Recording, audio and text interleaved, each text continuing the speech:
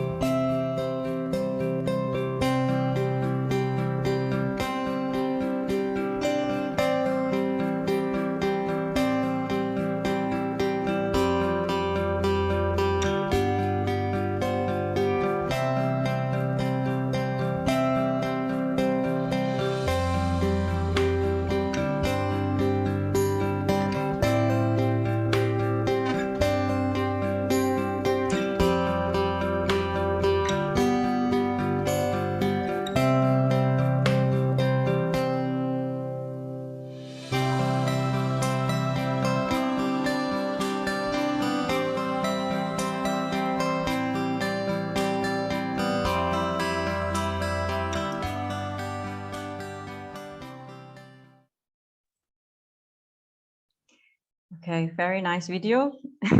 Very nice artworks. So I'm going to start first with the curator of the exhibition. So hi, Alessandra. Thanks for putting this exhibition together. Good to see you today.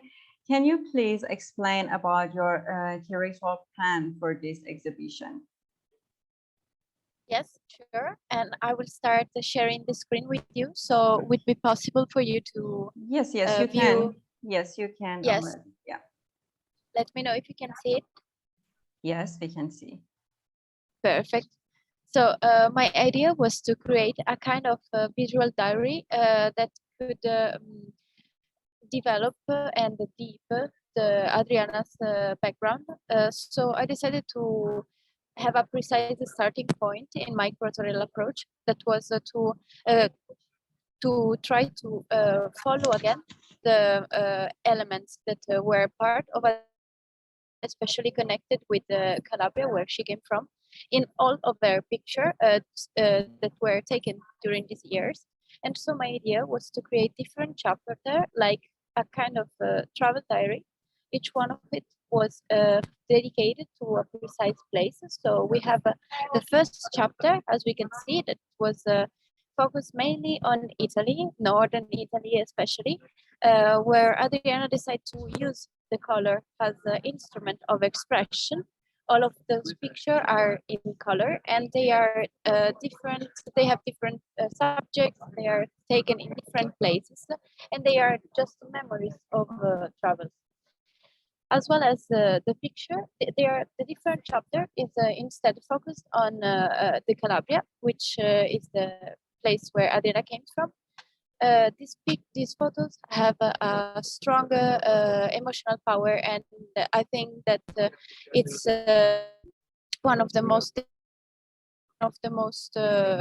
structured big photos of all the exhibition, because we have many people and a continuous interaction between the nature and the human component. In fact, this was one of topic that helped me to develop the concept of wandering summer, because in all of the picture we can find a kind of a recall of summer, of this kind of atmosphere that is suspended, it's not defined, and it's always something that allows to connect to the past and in general to the summer feeling. So in most of the picture, but especially in the one linked with the Normandy series in French that have been titled First Wind, we have the this kind of sandstorm that are present in all the picture, and that create this sense of suspension that it's really that it's one of the main topics of these photos. And this one is really peculiar and quite symbolic, and this is the reason why we decided to use it as the cover of the exhibition, because this little girl that we see from the back, it's a kind of metaphor of the artist who want to the word basing on the personal experience that she lived.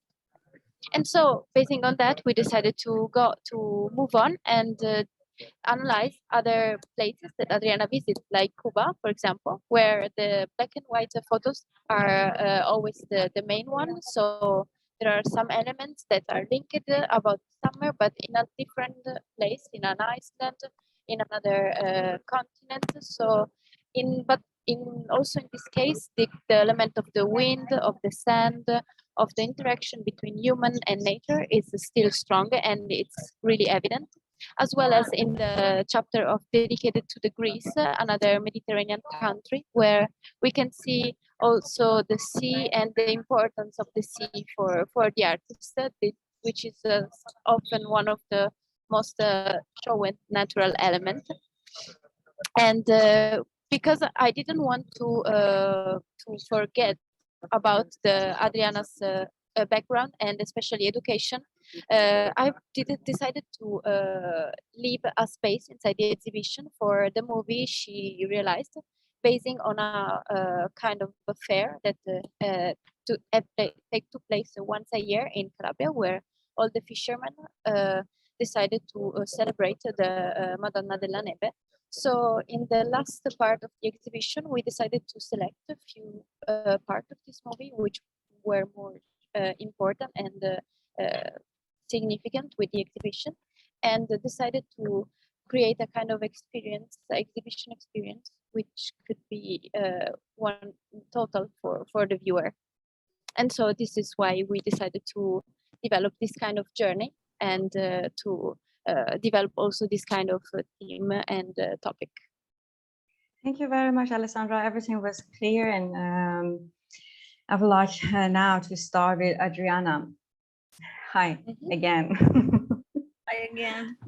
Thank you, Alessandra, for all this work. I mean, I'm not really used to it. I usually work for others. And so it's very nice. Thank you. Yeah, so, okay, I'm going to start asking the questions from you. The first one is, what is behind this photography series? Did you try to capture your summer dreams? Well, I don't have always summer dreams, you know. Sometimes there is a sort of clash between what you see and what I actually experience, and probably it's the reason why sometimes you create, you make pictures and you write or you make films because you're kind of looking for something that it's not really there.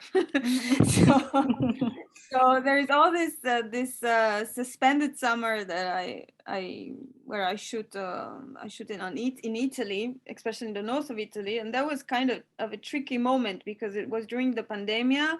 There had been the first big lockdown, so it wasn't really a happy moment. I mean, it was a relief moment, but it wasn't really happy, you know, because we didn't know where we were going, how things would evolve, if this was just a parenthesis or what, you know. So I think I'm more and more inspired by the moment, but I'm not really looking to show anything, you know. I don't go and say, okay, I'm going to picture the perfect summer. I just don't work like that. Okay, so your main elements in Wandering Summers are nature, wind, and human being. I mean, just some of those I just captured. What are those to you? Is there anything behind them? Like, yeah, I think they're essential. I mean, I started photographing. I was given a Leica at the end of 2017. So I started to use it in a very unprofessional way. In the beginning, it was a whole disaster. I didn't know how to use it. I was clicking and it was all black. And but little by little, I tried to, you know, I started to understand the logic. And in 2018, I experienced that moment of wind. That's my first series. It's the first wind. I mean, it's just all the pictures that you see in Normandy are taken in perhaps 1 hour. I mean, that was just the moment where I started to make pictures, and the wind since then, it's like I was understanding that, you know, I had to catch a precise moment with things happening, and the wind was just the perfect element that would just put everything alive, that will make everything more alive than usual. So and that was the first time I really started to take pictures in a artistic way. So probably since then I chase wind a bit, because I know that it's very powerful when you catch it. And human being nature is just that's life. I mean, I think it's an element that it's something that everybody's connected to. That's true. And maybe I am a bit more connected than the average, especially nature. Maybe, you know, I've been vegetarian since I was a kid. Practically, I stopped eating meat when I was 11. So I mean, yeah, it's what drives me. And also humankind. I mean, I started my company with my documentary company with the main aim of producing films around humankind. So, and that's what I do. Yeah, it's essential. Yeah, amazing. How important is memory and nostalgia to your work as a source of inspiration? Again, it's based on that. I mean, I don't. Also, maybe because I come from documentary and I have experienced moments where I was working with people or watching other people films and kind of feeling that people were looking for subjects and yeah, subjects that they weren't really related to. So I was a bit shocked and disgusted by that. And you know, it's kind of easy to say, oh, you know, I'm gonna make a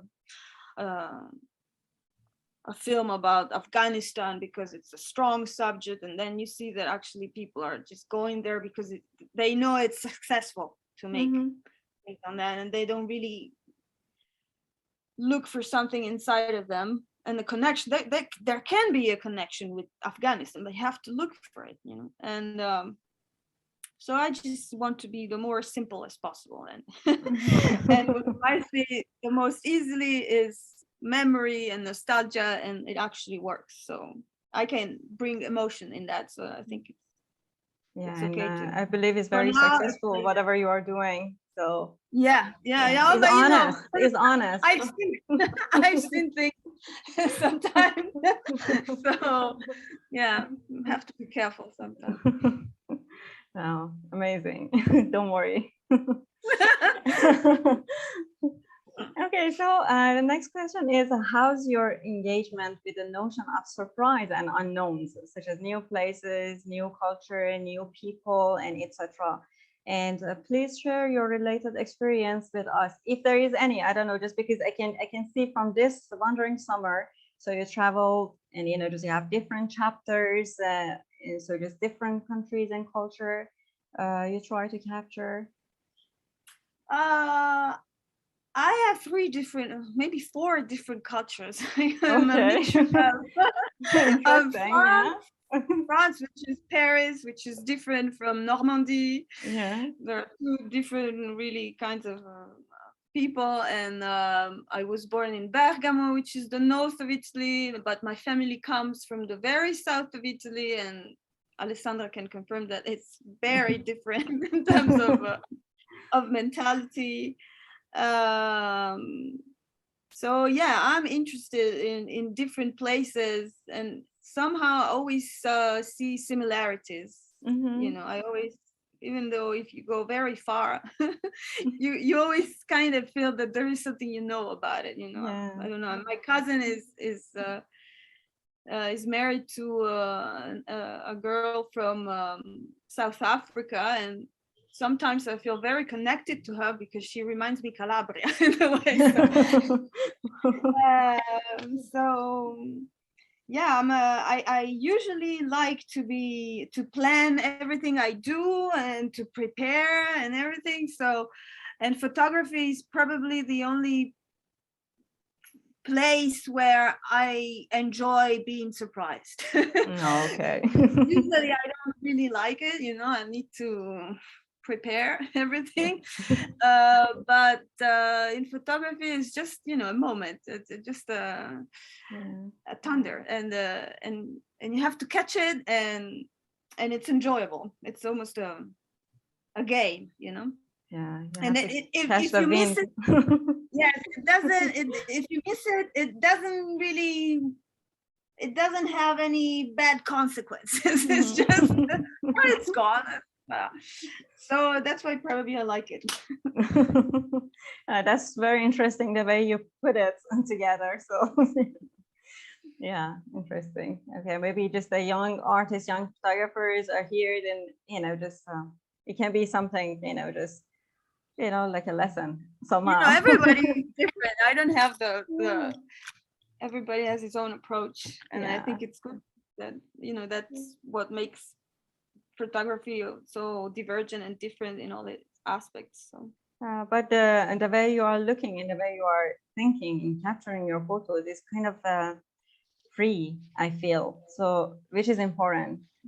just you can connect to yourself, you can, just feel the moments and you can feel comfortable and then, just capture that moment. And that's why maybe I feel, just the photographs you took, they are kind of poetic. I can feel poems. So just can you explain that a little bit? Do you also feel that, or you are looking for that specifically, or it just comes in? I don't know where it comes from. So how's I your don't know. relation I with noticed literature? So maybe, yeah. I'm in a yeah. big. I'm a big reader. Yeah, sure, but I don't think of it. I mean, I don't do it with the purpose of catching something that must be poetic. I just,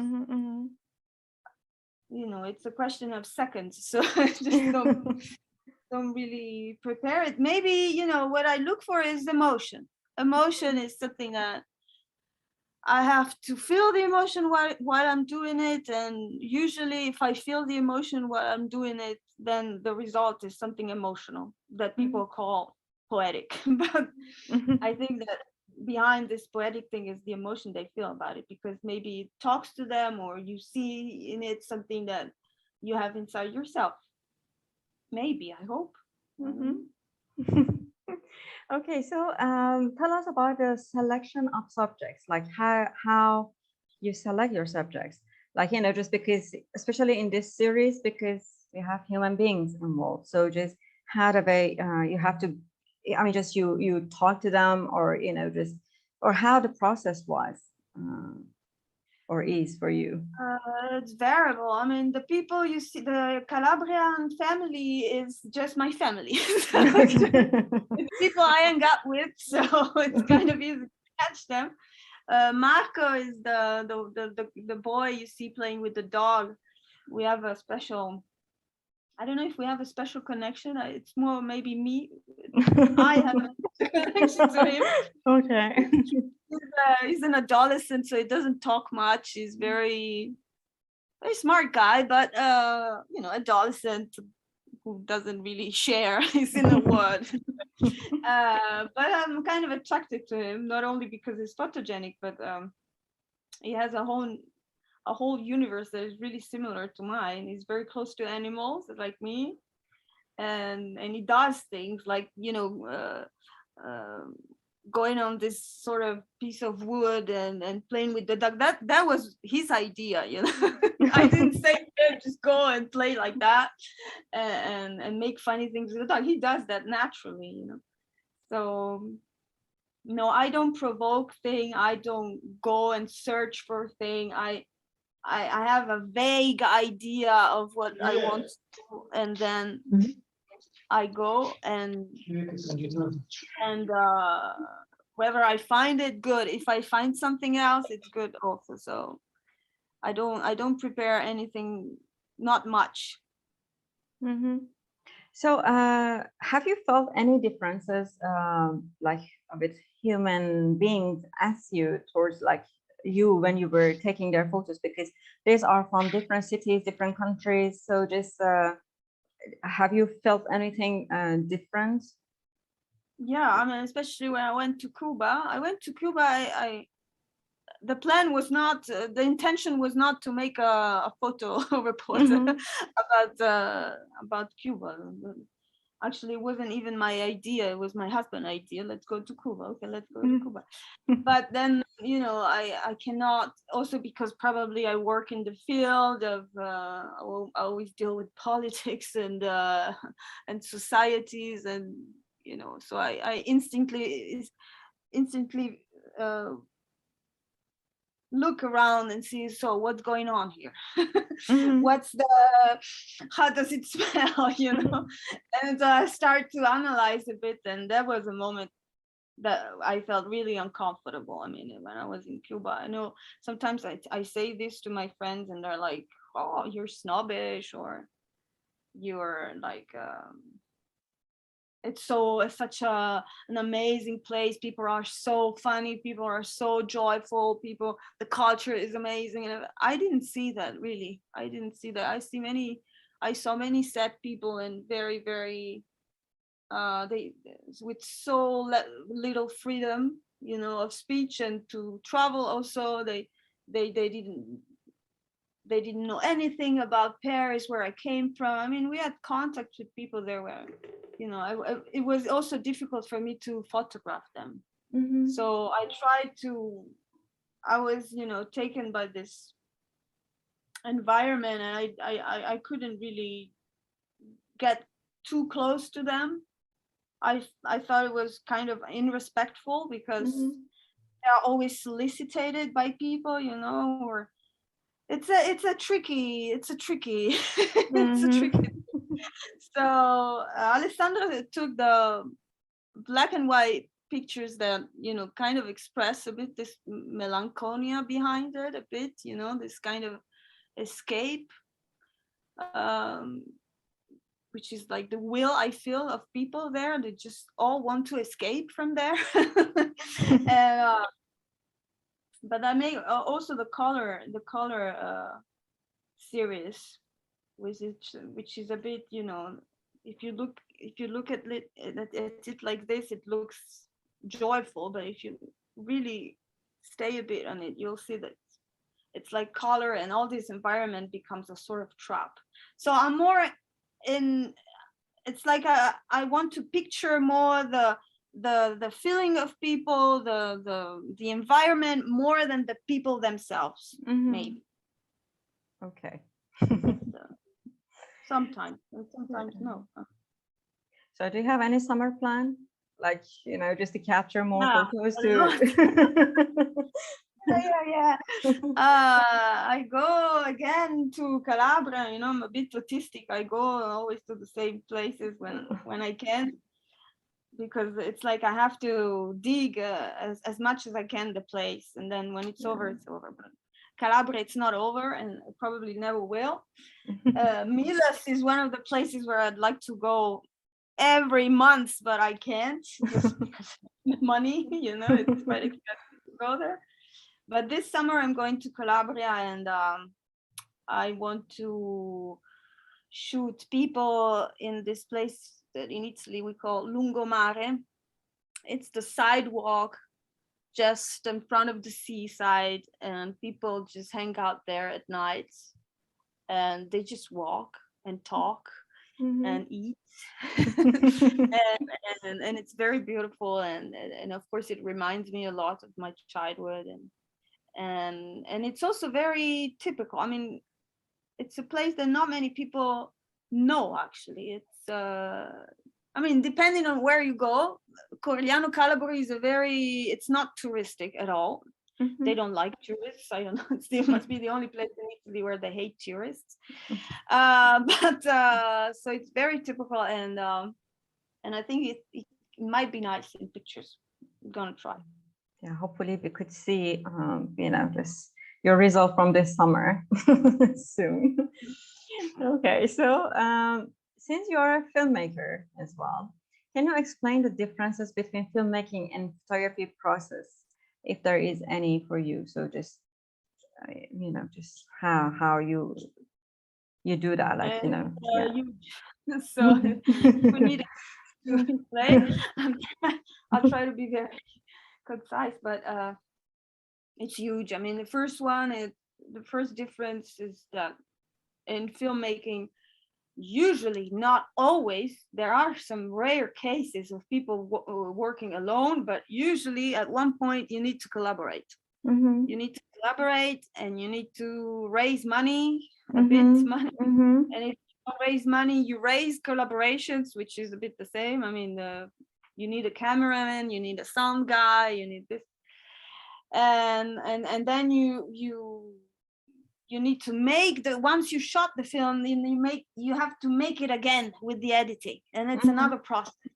So I would say that some people might not be okay with that, but this is my point of view. I think it's much harder to make documentaries than taking pictures. Like, it's much more complex, expensive, long, because between the time you have the idea and the time you finish your idea, you must wait like 2-3 years, even for a short film.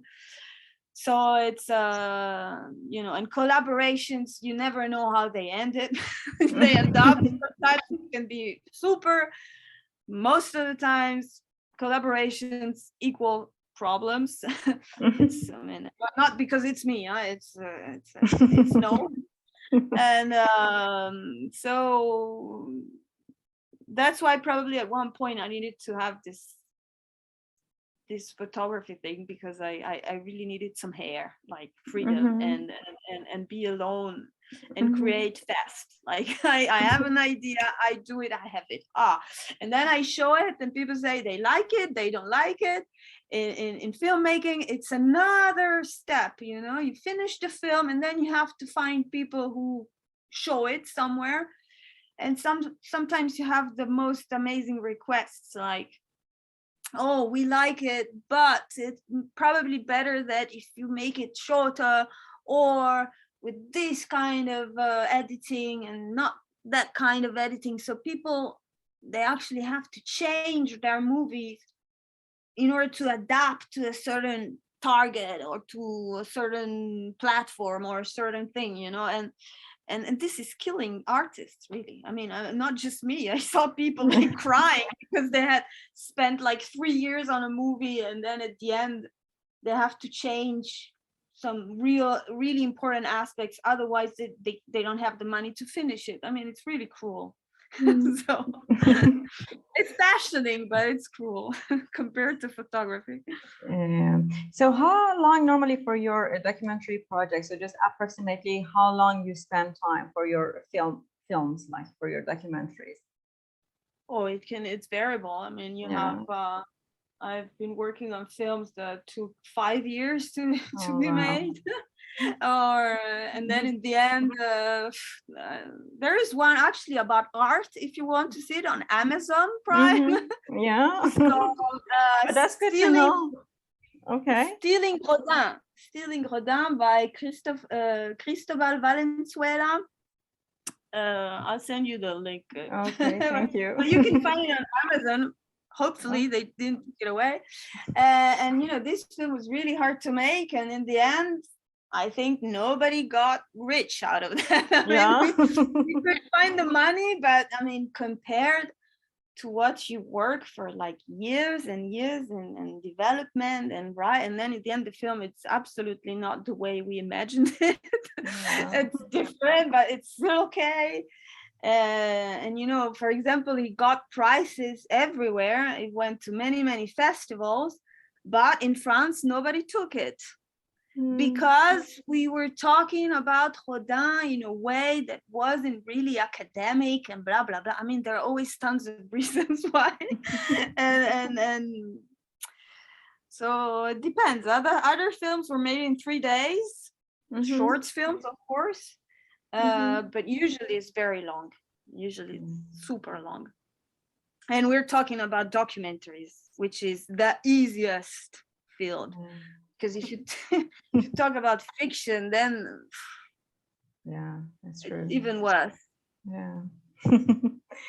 Okay, so can you explain how you investigate the boundaries in your work, in terms of like the technique, in terms of like a subject, in terms of like just medium, whatever? So just, is there any for you, or you just don't feel you should have one?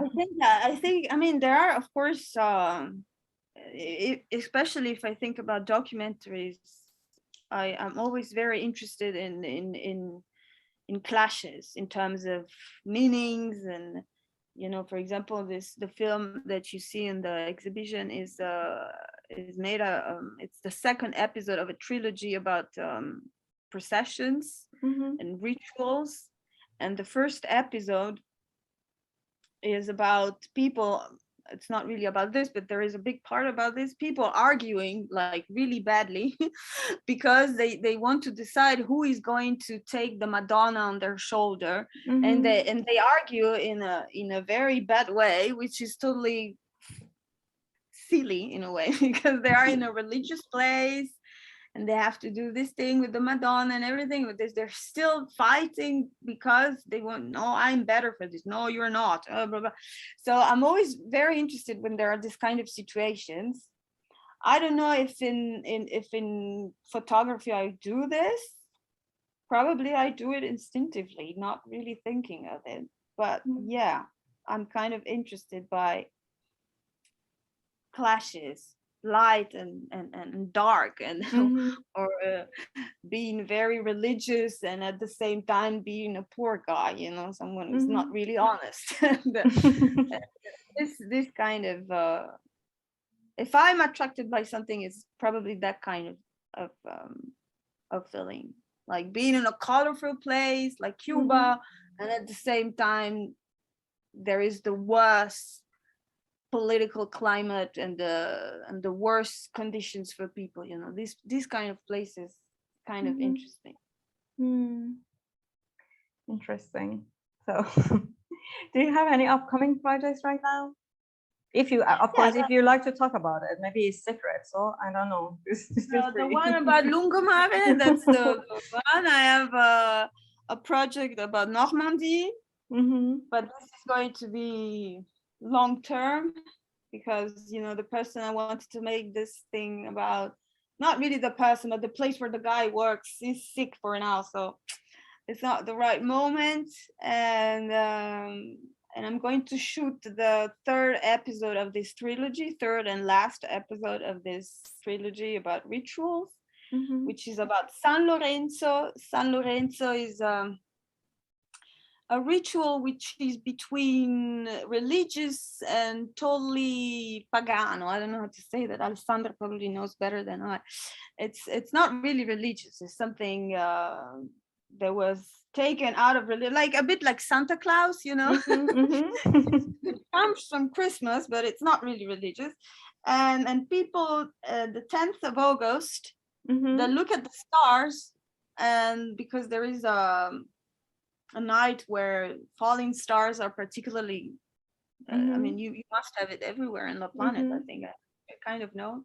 And they make desires, they make they don't say what they wishes. They make wishes, and it's a particular moment where family hang out together, or they go on the beach and make a fire, or in some kind of belvedere with where you can see the stars with no lights around, and they make wishes.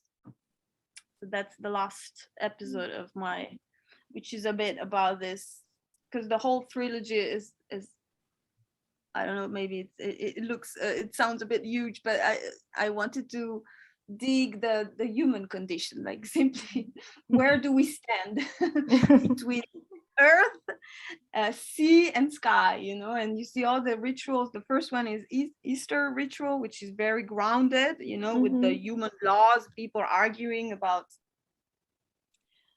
how things should be done and everything. Then you have the summer sea processions, where actually the sea has a big power on people. You realize that people are like victim of the elements in a way, so they probably, that's why they need to be religious, because the harsh conditions where they live in are so harsh that they need some kind of spiritual experience to get better.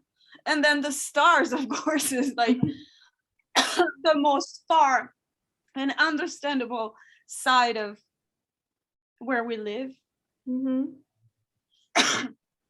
with all the desires and stuff. So yeah, I don't know, I just go with as you say, I go with a vague idea, and then I'll see what I find.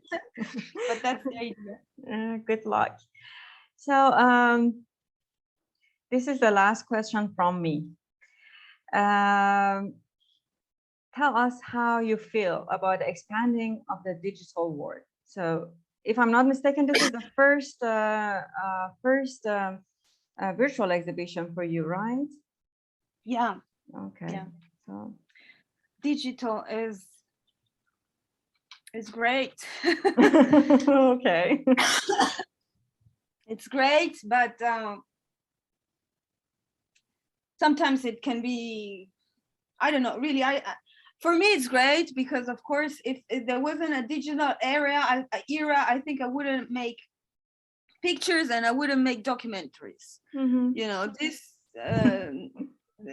films became something available, something makeable, even for the people who don't come from a specific background or are not so rich, and it's still a bourgeois thing. A bit bourgeois. But I mean, people can take a camera and a photo camera and film with it and then put it on the internet, or even this exhibition. It's a great opportunity to show pictures around the world without having to spend anything, or you know, that you can connect to people from around the world. It's just great. Of course, it means that we'll have to renounce probably to other things. Like everybody's crying now because it's the end of cinema. Cinema is dying. People are not going. I'm not going to cinema anymore. Is that good? Is that bad? I don't know. I think it's both. Who knows? I think it's both. It's evolution. Evolution. Yeah, that's true. I mean, yeah. Then probably you go to cinema to see that film, which has a meaning to watch in. With the big screen. Otherwise, no. I don't know. Yeah. There is, you know what? There is a screen, up-to-date screen. With all the trees like putting all their, you know. Yeah. And I'm dying. Sorry. It's okay. So yeah, just the wind news already is like we are talking about, you know, the wind in your work is a huge element, so it came to participate. As you can see. Yeah. Oh my God. Okay, thank you very much, Adriana. Now I would like to invite our participants here if they have any questions from you. So just if there is any questions, you can write in the chat box. Okay, there is one. Catherine asked, what is your advice for emerging photographers? You know, I'm an emergent. I'm even before the emerging. So yeah, I think the only, but just also as a producer, okay? I'm going to say as a producer of documentaries and stuff, just be honest, be yourself, and never give up. That's it. I mean, and somehow it's gonna work. And even if it doesn't work, you'll have to say to yourself, okay, I've been truthful. I mean, I tried. I didn't, you know, look at Vivian Mayer. I mean, it's the most beautiful example of how you can be genius and don't care and not having the means of showing up your work and not stopping anyway, and just go on like this for years and years, and then you get discovered by a little guy. I mean, I don't know what you think about her, but I love her. I mean, I just love her work. So don't do things to receive anything. Just do them.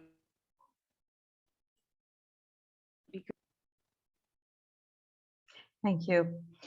There's another question. Are you interested more in color photography or black and white photography? Good question. Both. I mean, when I make a picture, I try the both things, color and black and white, and I see what's the meaning there. If it has more meaning in black and white, I keep it in black and white. If it has more meaning in color, then I keep it in color. But I don't prevent myself from saying, you know, I'm a color guy or I'm a black and white. I just, to be the color you choose, it's the sense you wanna, the meaning you wanna give to the picture. That's it. So now I have one more question I didn't ask before. Have you also experienced with darkroom photography or no, just digital one? I'd love to make analog. I'd love it, but too expensive. Yeah. And you know, it's getting more and more expensive. I mean, with COVID and war, I mean, I went to the lab where I go, and there was this guy almost crying because he couldn't find any film from the camera, and and the prices apparently are going up because of the petrol crisis or whatever. Yeah, everything's connected. I mean, and when I look at the pictures of the photographers in the 60s or the 50s, and you see the level of practice they had, it's like crazy. If you had to do this today, you just ruin yourself. Yeah. But of course it has an interest, of course. I mean, sometimes it's very, very beautiful. You can see the difference with but you know, what can I do? Maybe one day I'm famous and I can pay. I can try. You're on the way, so hopefully one day. So is there any more questions from Adriana? Please ask your questions because we only have one-time chance with her. Of course, you can later, if there is anything, you can ask her directly through her Instagram account. Yeah, sure. Yeah. Yes. Okay. So if there is nothing, then okay, there's one more. Thanks. Oh no, there's not one more. Just Catherine. Said, thank you. Thanks. Okay. All right. Hello. Oh yeah. Hi. I'm Fadila. Can I ask one question to Adriana? Sure. So from your explanation that I can see that you is a person that have to inhibit for you to capture moments. So do you have any plan to migrate into another country or maybe Asian like Malaysia, Singapore, like for 1 or 2 years to like change environments? Because what I can see that you are very particular into connections. So do you have any plans or maybe dreams, goals to like go to a different country? Because right now I can see your focuses to like your hometown and where you live. So I just wondering. Yeah, I mean, if you ask me, for example, I have people around me, artists around me, they go to residencies, 1 year there, 6 months there. This I can't do for sure. Like, I'll make me crazy. I just can't. I admire those who just go to live in places and stay there for quite long, and then they go back home. This I can do. I need to have my base, my place where I go back, and I have my habits and my routines and this, you know. But I'm always very, very interested in discovering new places and stay there a bit, not too long, because there is a moment where I need to go back. And if you ask me, I'd like to change. I'd like to leave Paris. I've been living here for the past 26 years. And it had an interest when I was younger, and ideally I would go back to Italy, where the rhythms are more slow and peaceful, and I'm not maybe very good with big cities, and that's maybe on the long term, that's where I'd like to go back. And I've always been attracted by United States. My husband is American, so maybe one day he'll bring me there. But you know, life for now is here. Okay, all right. Thank you, Adriana. Thank you. Thank you, Fadila. Thank you, Adriana. So if there is nothing else to ask. Do you have any book? Oh, okay, there's another one. Putri asked, do you have any book recommendations? Photo book, literature book, what? What kind of book, Putri?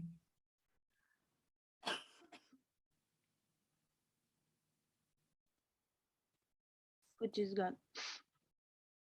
Putri. Now there are many books. That's why it's difficult to. But now that we've talked any about good books you currently read? But because I've talked about Vivian Mayer, and I sit here and just like Okay. which is, you know, not a very, I mean, in terms of writing, is not really amazing, but the life of this person is just great. I mean, great. No, it was very, very sad actually. But the way she approaches photography and the life she had, I mean, it's so stimulating. That's why, for the question before, you know, what do you suggest to emergent? Read this, and you'll see that nothing can stop you, really. But there are many. I just took grab the one that I see here, but there are many. And Thank you. reading is very important. Whatever that you read, you know, people, sometimes young directors, they ask me, what films should I look? What film should I watch to? And don't look, I mean, of course, watch films, but don't think that you will learn anything by watching. You learn by reading, even photography. It's amazing. So read the narrative book and the literature. It's a great inspiration. You see a lot in that. That's true. And they evoke imagination as well. So the films also, they came from literature. They came from, you know, this, that is the main base and important base for everything, I believe. Yeah. Well, I haven't given you the title. Maybe, I don't know, it's Anne Marx. Anne Marx. Do you see? It's reversed. Okay, I can type it here. Anne Marx. Okay. It's the latest. I think it's in a. You can find it. Yes, you can find it in English and in French and Italian. I don't know elsewhere, but usually you can find it on Amazon. Thank you very much. Thank you. All right. So thank you, Adriana. Our special thanks go to Erica Gravante for her amazing review on Adriana's work. Erica is an independent art critic and curator, exhibition manager at MADS Online Art Gallery in Milan, Italy. The review is available in the exhibition e-catalog on our website. Of course, thanks to our wonderful team, Alessandra Villa, Fadila Ghani, Nur Fatiha Yusuf, Sohail Hosseini, and Ahmad Nasiri for their great contribution and help for this exhibition. Thanks again, Adriana. Thank you for showing your work and sharing your experience with us today. And thank Alessandra again for curating this exhibition, and thanks to all of you. Visit the exhibition at www.ierprojects.com. The exhibition will run until 29th of May 2022. Have a lovely evening and hope to see you all soon.